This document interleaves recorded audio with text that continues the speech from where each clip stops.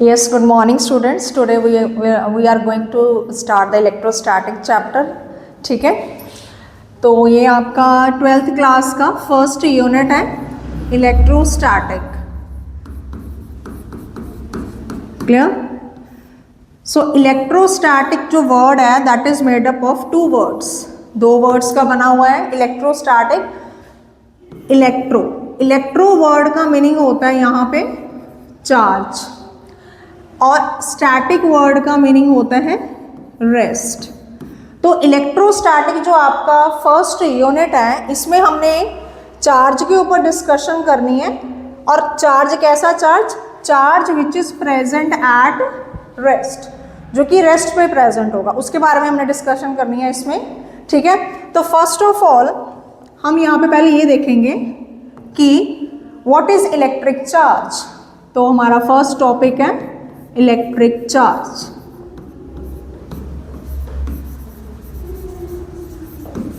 Clear? So now what is charge? Charge क्या चीज है? Charge is the basic property. किस चीज की बेसिक प्रॉपर्टी है ये? किसी भी मटेरियल की. This is the basic property of the material due to which a material can exert or experience electric and magnetic effects. Clear? So क्या चीज है इलेक्ट्रिक चार्ज? इलेक्ट्रिक चार्ज क्या चीज है? ये बेसिक प्रॉपर्टी है. किसकी बेसिक प्रॉपर्टी है? किसी भी मटेरियल की बेसिक प्रॉपर्टी है, जिसकी वजह से कोई भी मटेरियल एक्सर्ट कर सकता है या एक्सपीरियंस कर सकता है किस चीज को? इलेक्ट्रिक और मैग्नेटिक इफेक्ट्स को. Clear? What is electric charge? This is the basic property of the material due to which a material can exert or experience the electric and magnetic effects. Now, how the body acquires the charge? अब हम next देखेंगे कि किसी भी body के ऊपर charge आता कैसे है. अब हमने अपनी जूनियर क्लासेस में पढ़ा है कि जो हमारा मटेरियल है या हमारा जो मैटर है वो किस चीज़ से बना हुआ है? हमारा मैटर किस चीज़ से बना हुआ है? एटम्स से है बना हुआ. किससे बना हुआ है? एटम्स से. ठीक है, अब हमें पता है कि एटम्स के सेंटर में क्या प्रेजेंट होता है? पॉजिटिव चार्ज प्रेजेंट होता है, that is our protons. Atom के सेंटर में क्या प्रेजेंट होता है? प्रोटॉन्स प्रेजेंट होते हैं. ठीक है, यहाँ पे एटम्स के सेंटर में प्रोटॉन्स प्रेजेंट है. और एटम के जो बाहर वाले शेल्स हैं, ठीक है, जो बाहर वाले शेल्स हैं वहाँ पे क्या प्रेजेंट होते हैं? इलेक्ट्रॉन्स प्रेजेंट होते हैं. अंदर प्रोटॉन्स हैं एटम में, अंदर क्या प्रेजेंट है? प्रोटॉन्स. और बाहर क्या प्रेजेंट है? इलेक्ट्रॉन्स. अब स्टार्टिंग में जो एटम होता है that is electrically neutral. Atom starting में क्या होता है? न्यूट्रल होता है. अब न्यूट्रल क्यों होता है? क्योंकि इसमें जितना नंबर प्रोटॉन्स का होगा, जितना नंबर प्रोटॉन्स का होगा उतना ही नंबर किसका होगा? इलेक्ट्रॉन्स का होगा. दोनों का नंबर क्या है? बराबर है. तो जितना पॉजिटिव चार्ज प्रेजेंट है, इलेक्ट्रॉन्स में हमें पता है नेगेटिव चार्ज होता है, जितना पॉजिटिव चार्ज प्रेजेंट है उतना ही नेगेटिव चार्ज प्रेजेंट है, सच दैट हमारा एटम क्या है? इलेक्ट्रिकली न्यूट्रल है. बट जैसे ही आप किसी एटम को थोड़ी सी भी एनर्जी प्रोवाइड करते हो तो क्या होगा? सपोज करो आपने इस एटम को थोड़ी सी एनर्जी प्रोवाइड की. जैसे आप इसको एनर्जी प्रोवाइड करोगे तो ये जो आपका आउटर मोस्ट शेल में प्रेजेंट इलेक्ट्रॉन्स होंगे, the electrons which are present in the outermost shell of the atom, that electrons will acquire this energy and they will move out. वो क्या करेंगे? यहाँ से बाहर आ जाएंगे. अब जैसे ये इलेक्ट्रॉन आउटर मोस्ट शेल वाला मान लो इसी इलेक्ट्रॉन ने एनर्जी को एक्वायर किया और ये इलेक्ट्रॉन जो है वो बाहर आ गया। अब जैसे ये इलेक्ट्रॉन बाहर आ जाएगा, अब क्या होगा, एटम्स में इलेक्ट्रॉन्स का नंबर कम हो गया। अब पहले तो प्रोटॉन्स और इलेक्ट्रॉन्स क्या थे, दोनों बराबर थे, नंबर दोनों का बराबर था, तो एटम जो था वो इलेक्ट्रिकली न्यूट्रल था। अब इलेक्ट्रॉन्स इसमें बाहर आ चुके हैं, अब इलेक्ट्रॉन्स का नंबर कम हो गया, मतलब नेगेटिव चार्ज हमारा कम हो गया। अब नेगेटिव चार्ज जब हमारा कम हो जाएगा, अब ये जो एटम है, इस एटम के ऊपर चार्ज आ जाएगा। कौन सा चार्ज आएगा इसके ऊपर, पॉजिटिव चार्ज, पॉजिटिव चार्ज, ठीक है, क्योंकि इसमें से इलेक्ट्रॉन क्या है, अब बाहर निकल चुका है, ठीक है। तो जब भी किसी एटम में से जब कोई एटम आपका इलेक्ट्रॉन्स को लूज करता है, जब कोई एटम आपका इलेक्ट्रॉन्स को लूज करता है, तो उसके ऊपर कौन सा चार्ज आता है, पॉजिटिव चार्ज आता है, ठीक है। और अगर कोई एटम इलेक्ट्रॉन्स को गेन कर रहा है, अब इलेक्ट्रॉन्स के ऊपर नेगेटिव चार्ज होता है, और अगर कोई एटम इलेक्ट्रॉन्स को गेन कर रहा है, तो उसके ऊपर कौन सा चार्ज आ जाएगा, नेगेटिव चार्ज आ जाएगा। क्लियर है, ठीक है। बेसिकली हमने एटम में से इलेक्ट्रॉन्स को बाहर निकालोगे तो क्या होगा, उनके ऊपर पॉजिटिव चार्ज आ जाएगा एटम पे, और इलेक्ट्रॉन अगर वो कोई एटम गेन कर रहा है तो उसके ऊपर नेगेटिव चार्ज आ जाएगा। Now there are so many methods by which you can provide the energy to the atom such that because of this energy this electron will come out from the atom, ठीक है। तो बहुत सारे तरीके हैं जो आप एनर्जी को दे सकते हो, जिससे कि इलेक्ट्रॉन आपका बाहर निकल सकता है। जैसे फॉर एग्जांपल एक तरीका होता है फ्रिक्शन का। अब फ्रिक्शन में क्या होता है, फ्रिक्शन मीन्स जब आप किसी भी दो मटेरियल्स को आपस में रब कर रहे हो। सपोज आपके पास दो मटेरियल्स हैं, दो मटेरियल्स हम ले लेते हैं, ग्लास रॉड और सिल्क का क्लॉथ, ठीक है। दो आपके पास मटेरियल्स हैं, ग्लास रॉड और सिल्क का क्लॉथ, दो मटेरियल्स हैं ये। सपोज आप ग्लास रॉड को सिल्क के क्लॉथ के साथ रब कर रहे हो, ठीक है, रबिंग हो रही है, मतलब वहां पे फ्रिक्शन हो गया, ठीक है। अब होगा क्या, जो ग्लास रॉड है उसके अंदर जो इलेक्ट्रॉन्स होते हैं वो लूजली बाउंड होते हैं, ठीक है, और सिल्क क्लॉथ के ऊपर जो इलेक्ट्रॉन्स हैं वो टाइटली बाउंड होते हैं। अब होगा क्या, जब आप इन दोनों को आपस में रब करोगे, रब कर रहे हो मतलब you are doing the work. If you are doing the work that means you are providing the energy. Clear, now you are providing the energy and because of this energy your glass rod will lose the electron. जो glass rod होगी वो आपकी क्या करेगी, electrons को loose करेगी, और आपका जो सिल्क क्लॉथ होगा वो इलेक्ट्रॉन्स को क्या करेगा, गेन करेगा, सच दैट जो आपका ग्लास रॉड होगी, क्योंकि इसने इलेक्ट्रॉन्स को लूज किया है तो इसके ऊपर आ जाएगा पॉजिटिव चार्ज, और जो ये आपका सिल्क का क्लॉथ है इसके ऊपर आ जाएगा नेगेटिव चार्ज, ठीक है। तो ये मैंने आपको एक मेथड बताया जिसमें कि आप किसी बॉडी को चार्ज कर सकते हो, ठीक है। मेथड क्या है कि आपने दो मटेरियल्स को आपस में रब किया है, ठीक है। तो इनके रब करने की वजह से ये जो इनके ऊपर चार्ज आया है, इस चार्ज को हम क्या कहते हैं, फ्रिक्शनल इलेक्ट्रिसिटी। क्या कहते हैं, फ्रिक्शनल इलेक्ट्रिसिटी।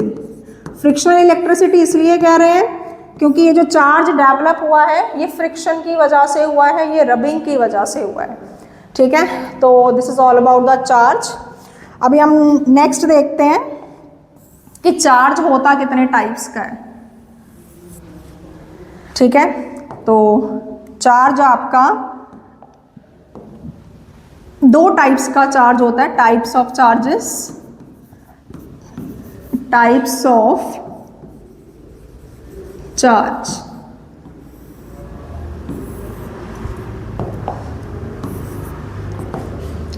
तो चार्ज बच्चे आपके पास दो तरह का चार्ज होता है, one is positive charge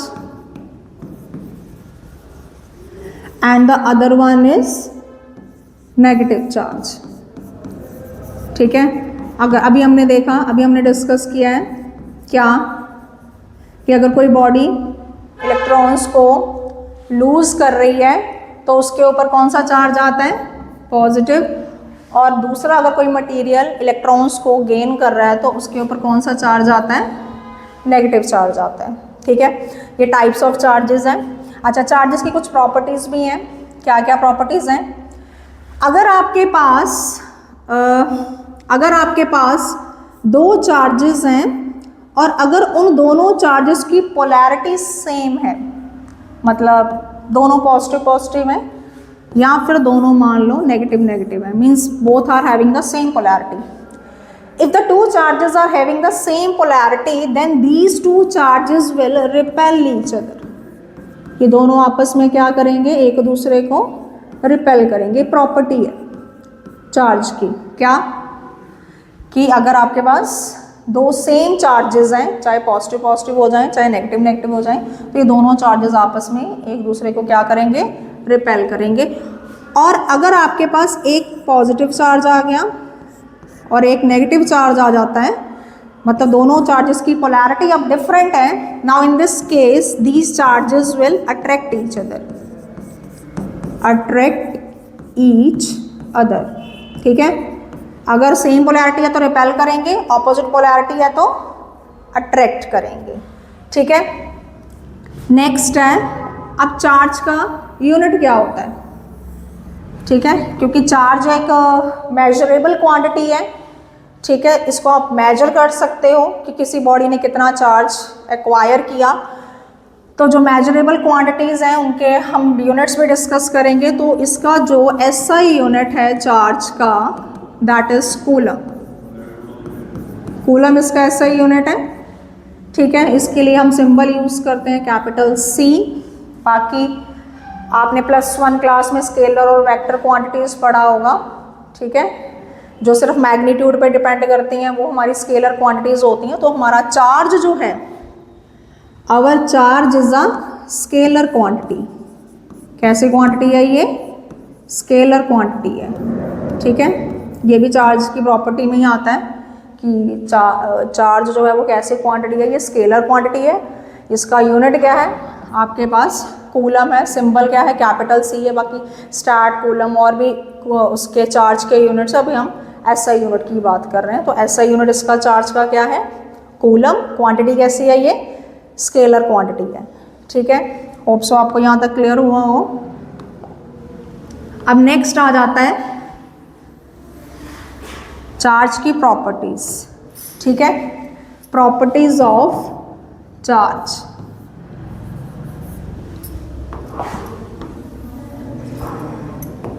properties of charge. ठीक है,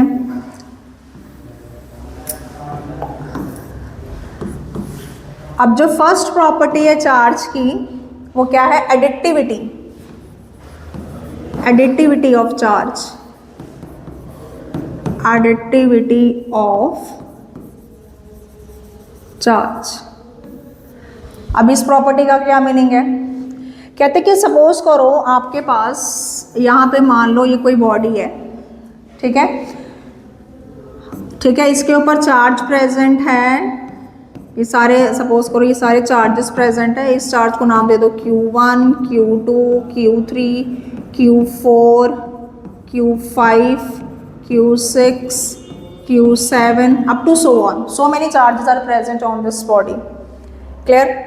Now if you want to find out the total charge on this body, आप देखना चाहते हो कि इस बॉडी के ऊपर टोटल कितना चार्ज है, तो क्या करना पड़ेगा आपको, simply you will have to add all these charges. क्या करना पड़ेगा, सिंपली आपने इन सारे चार्जेस को आपस में क्या कर देना है, ऐड कर देना है। बट जब आपने ऐड करना है तो then you will also have to consider the sign. Clear, आपको इसमें साइन भी कंसीडर करना है। जैसे कि मान लो आपके पास यहाँ पे चार्ज है -2 कूलम +3 कूलम +5 कूलम। ठीक है, ये चार्जेस हैं किसी बॉडी के ऊपर, और आपसे कोई पूछे जी हाँ जी बताओ इस बॉडी पे टोटल चार्ज कितना है, तो एडिटिविटी के हिसाब से, एडिटिविटी जो चार्ज की प्रॉपर्टी उसके हिसाब से आप इन सारे चार्जेस को ऐड करोगे। बट जब आपने ऐड करना है तो at that time you will also have to consider the sign. Charge का आपने साइन भी कंसीडर करना है। तो कहने का मतलब ये है कि आप अगर कोई टोटल चार्ज इस बॉडी पे पूछे कि बताओ जी कितना है, तो 5 + 3 - 2 तो कितना होगा ये 6 कूलम। तो this much charge is present on this body. So this is the first property of the charge, additivity, जिसमें कि हम ये देखते हैं कि बॉडी के ऊपर अगर number of charges are present, so how can you calculate the net charge on it. तो for finding the net charge on the body you will have to add all the charges, and while adding all the charges you are supposed to take the sign as well। तो उसके जो sign है वो भी आपने साथ में consider करना है। तो उसके हिसाब से यहाँ पे आंसर हमारा क्या आ गया 6 कूलम आ गया। ठीक है, now come on the next property. Next property पे आ जाओ। नेक्स्ट प्रॉपर्टी है चार्ज की बच्चे quantization of charge. Second property quantization of charge. अब क्वांटाइजेशन ऑफ चार्ज में हम, अगर आप इस वर्ड को देखो क्वांटाइजेशन को, तो क्वांटाइजेशन वर्ड जो है वो वर्ड बना है क्वांटा से। ठीक है, क्वांटा वर्ड का मतलब होता है पैकेट। क्लियर, क्वांटा वर्ड का मतलब क्या होता है packet, means packet of charge. Quantization of charge, packet of charge. Packet of charge मतलब क्या, तो वो कहते हैं कि जब भी चार्ज आपका ट्रांसफर होगा from the one body to the another body, तो वो हमेशा कैसे ट्रांसफर होगा, it will transfer in the form of packets. वो पैकेट्स की फॉर्म में ट्रांसफर होगा। और वो पैकेट कितने का है, वो पैकेट इतने का है, Q = ±NE। ठीक है, इतने का पैकेट है ये। ठीक है, जैसे मान लो अब आपको बताया कि इलेक्ट्रॉन पे कितना चार्ज होता है। अच्छा, ये मैंने क्या लिखा है पहले ये देख लो। N क्या है, ये एक इंटेग्रल नंबर है। What is N here, this is representing the integral number. ठीक है, E क्या है, what is E here, E क्या है, charge on the one electron, charge on one electron. और Q क्या रिप्रेजेंट कर रहा है यहाँ पे, Q रिप्रेजेंट कर रहा है चार्ज को। ठीक है, मान लो आपने दो बॉडीज को आपस में रब किया। ठीक है, दो बॉडीज को आपस में रब करने पे सपोज करो एक इलेक्ट्रॉन ट्रांसफर हो गया, मीन्स एक बॉडी ने या एक एटम ने एक इलेक्ट्रॉन लूज किया, दूसरे ने एक इलेक्ट्रॉन गेन किया। तो इसके हिसाब से अब एक इलेक्ट्रॉन पे चार्ज कितना होता है, 1.6 × 10⁻⁻19 कूलम, इतना चार्ज प्रेजेंट होता है एक इलेक्ट्रॉन पे। ठीक है, तो अगर कोई बॉडी एक इलेक्ट्रॉन ट्रांसफर कर रही है तो n की वैल्यू यहाँ पे कितनी आ गई 1। n की वैल्यू 1 मतलब किसी बॉडी ने एक इलेक्ट्रॉन लूज किया है। तो अगर वो बॉडी एक इलेक्ट्रॉन को लूज कर रही है तो दैट मीन्स उस बॉडी के ऊपर कितना चार्ज आ जाएगा, n × E फॉर्मूला है हमारे पास। तो Q = n की वैल्यू आ गई 1 क्यों लिखा, क्योंकि एक इलेक्ट्रॉन ट्रांसफर हुआ है, इंटू 1.6 × 10⁻⁻19। तो आपके पास बॉडी के ऊपर कितना चार्ज आ जाएगा, 1.6 × 10⁻⁻19 कूलम। और क्योंकि उस बॉडी ने इलेक्ट्रॉन जो है वो क्या किया है, लूज किया है, क्योंकि उस बॉडी ने इलेक्ट्रॉन क्या किया है, लूज किया है, तो उसके ऊपर चार्ज कौन सा आ जाएगा उस बॉडी पे, पॉजिटिव का। जिसने गेन किया होगा उसके ऊपर ऑब्वियसली इतना ही नेगेटिव चार्ज आ जाएगा। ठीक है, अगर उसने 2 इलेक्ट्रॉन्स लूज किए हैं, ठीक है, तो आपके पास अब n की वैल्यू 2 आ गई। तो इस हिसाब से फॉर्मूले पुट कर दो, 2 × 1.6 × 10⁻⁻19। तो ये कितना आ गया आपके पास, 2 इलेक्ट्रॉन्स लूज किए तो बॉडी पे चार्ज कितना आ गया, 3.2 इंटू 10⁻⁻⁹ 3 अगर लूज किए हैं इलेक्ट्रॉन्स तो 3 इंटू 1.6 इंटू 10⁻⁻⁹,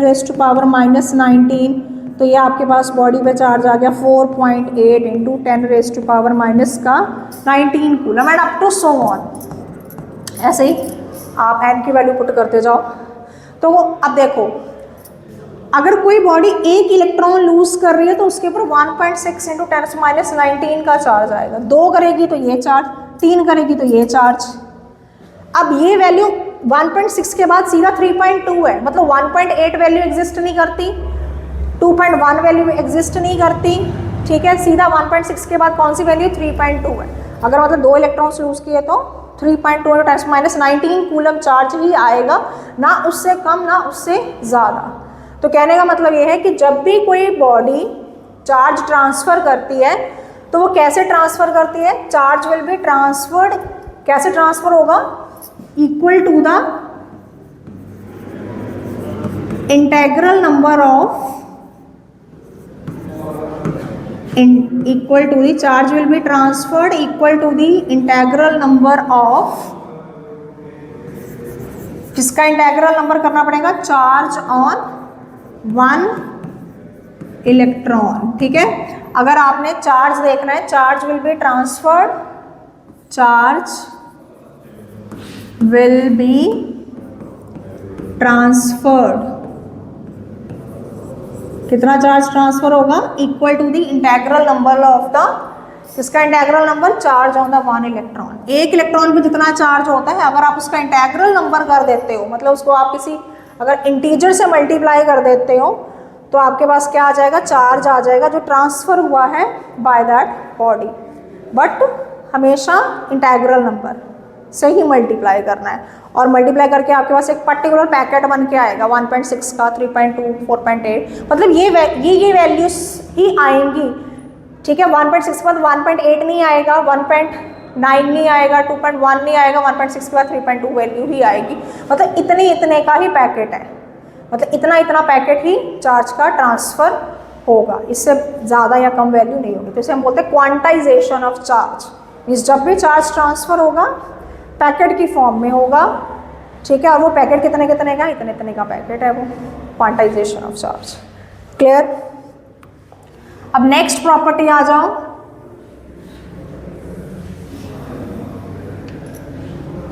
नेक्स्ट प्रॉपर्टी है चार्ज की कंजर्वेशन ऑफ चार्ज,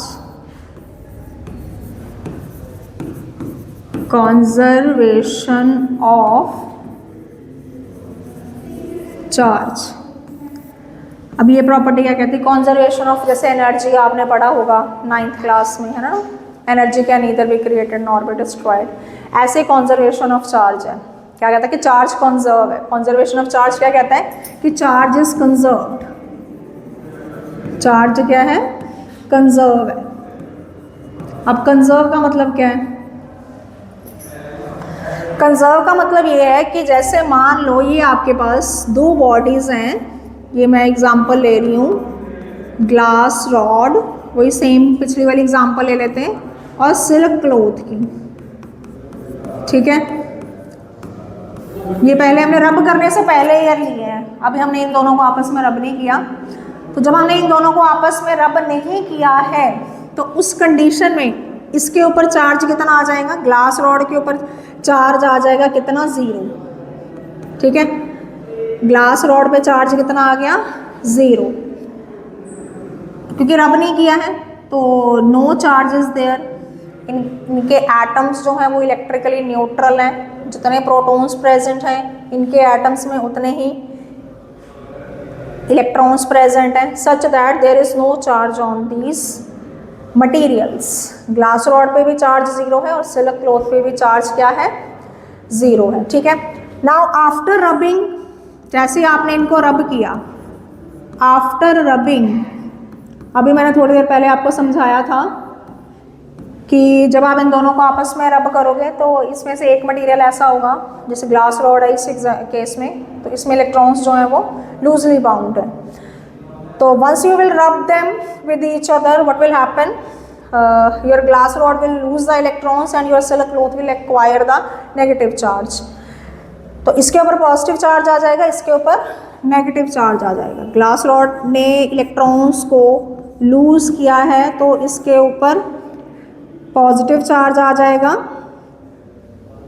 ठीक है, और सिल्क क्लॉथ के ऊपर नेगेटिव चार्ज आ जाएगा।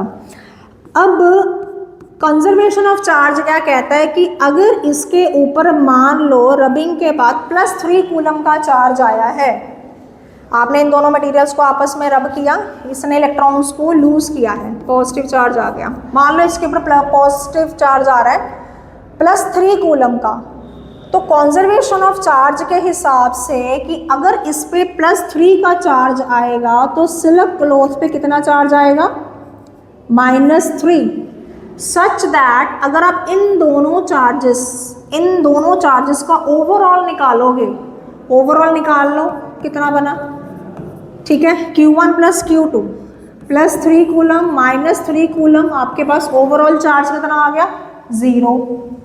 और रब करने से पहले, अगर रब करने से पहले आप इन दोनों का टोटल चार्ज देखो, रब करने से पहले टोटल चार्ज देखा, रब करने से पहले भी टोटल चार्ज कितना था, बिफोर रबिंग टोटल चार्ज 0 और आफ्टर रबिंग भी टोटल चार्ज कितना आ रहा है, 0 आ रहा है।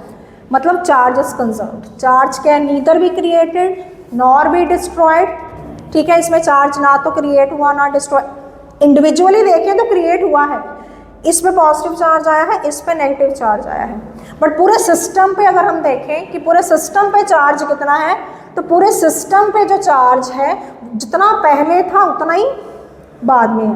पहले कितना था टोटल चार्ज, दोनों को ऐड किया, पहले कितना था, before rubbing it was 0, after rubbing again 0।